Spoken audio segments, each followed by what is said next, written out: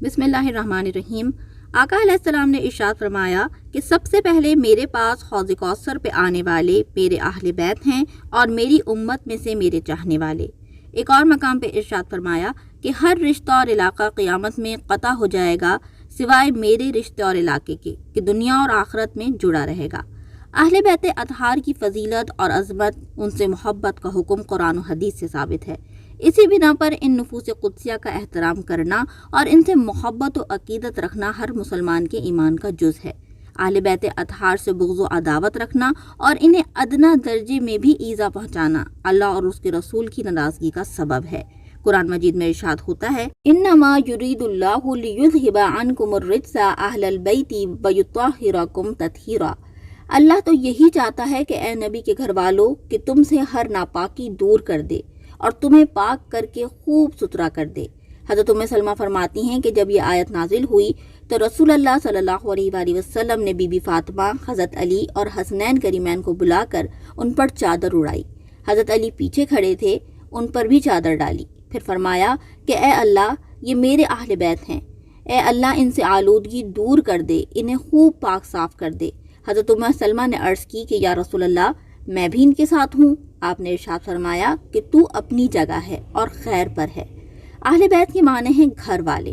ان سے مراد سرکار علیہ السلام کے وہ تمام اہل خانہ ہیں جن پر زکوٰۃ حرام ہے۔ ان کی 3 قسمیں ہیں۔ پہلی بیت نسب، یعنی بنو ہاشم کے سارے مسلمان مرد اور عورت، جناب عباس، حضرت علی، حضرت جعفر، عقیل، حارث بن عبد المطلب کی اولاد۔ دوسری ہے بیت ولادت، یعنی سرکار علیہ السلام کے گھر پیدا ہونے والے، یعنی آپ کی اولاد، نواسہ نواسی وغیرہ۔ تیسرا ہے بیت سکنی، یعنی سرکار علیہ السلام کے گھر رہنے والے جیسے امہات المومنین۔ قرآن و حدیث میں اہل بیت سے محبت کا حکم موجود ہے۔ اللہ تعالیٰ ارشاد فرماتے ہیں قُل لَا أَسْأَلُكُمْ عَلَيْهِ أَجْرًا إِلَّا الْمَوَدَّةَ فِي الْقُرْبَى، یعنی آپ فرما دیجئے کہ میں اس پر تم سے کچھ اجرت نہیں مانگتا مگر قرابت کی محبت، یعنی میرے رشتہ داروں، میرے اہل بیت سے محبت، عقیدت اور انسیت کا تعلق رکھو۔ حضرت عبداللہ بن عباس سے مروی ہے کہ جب یہ آیت نازل ہوئی تو لوگوں نے سرکار علیہ السلام سے عرض کی کہ یا رسول اللہ، اہل قرابت سے کون لوگ مراد ہیں جن کی محبت ہم پر واجب کی گئی ہے؟ آپ نے ارشاد فرمایا علی، فاطمہ اور ان کے دونوں بیٹے۔ جب امت مسلمہ کو سرکار علیہ السلام کے قرابت داروں سے محبت اور انسیت کا درس دیا گیا تو ہمیں اس محبت کا خوب چرچا کرنا چاہیے۔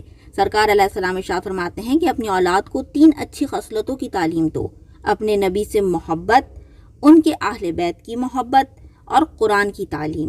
اہل بیت اطہار سے محبت کا صلہ اللہ تعالیٰ دنیا اور آخرت دونوں میں عطا فرمائے گا، چونکہ سرکار علیہ السلام کا ارشاد ہے کہ جسے پسند ہو کہ اس کی عمر میں برکت ہو، خدا اسے اپنی دی ہوئی نعمت سے بہرہ مند کرے، تو اسے لازم ہے کہ میرے بعد میرے اہل بیت سے اچھا سلوک کرے۔